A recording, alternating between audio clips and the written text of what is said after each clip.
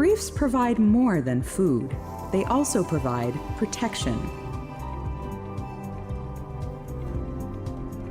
Hurricanes, typhoons, and cyclones form over the tropical ocean, sometimes doing serious damage when they make landfall.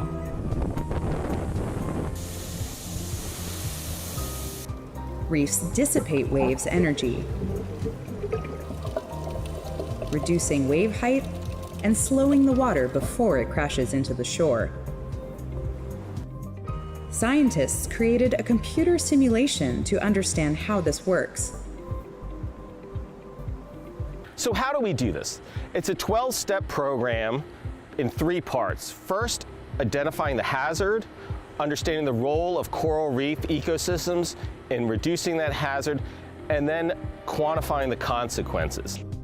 We compute different storm return interval conditions, the 10-year, the 50, the 100, and the 500-year storm conditions. And we do that all along all 3,100 kilometers of coastline. And then what we do is we model the flooding, and we do that under 2 sets of conditions. We do it with the current reefs, and then we model if reef degradation occurs. So we run our flood models with the current reefs, and then with these future theoretical degraded reefs. So then we can quantify that area protected by the reefs for different storm intervals, and we can quantify that at very high precision, specifically at 10 square meter intervals along all 3,100 kilometers US shoreline. So what have we found? US coral reefs provide over $1.8 billion of protection annually.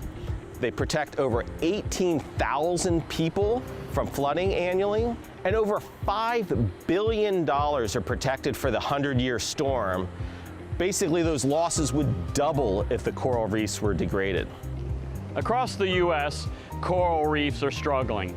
But the good news is that they can recover, particularly if we find the resources to help manage them better.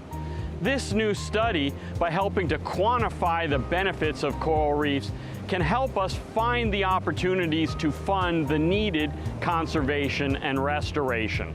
We can use these results to help inform the recovery spending after the hurricanes from 2017. That represents $100 billion in funds that could be used to help restore and recover our national natural defenses. These results can be found in the recent report led by UCSC and USGS at the links below.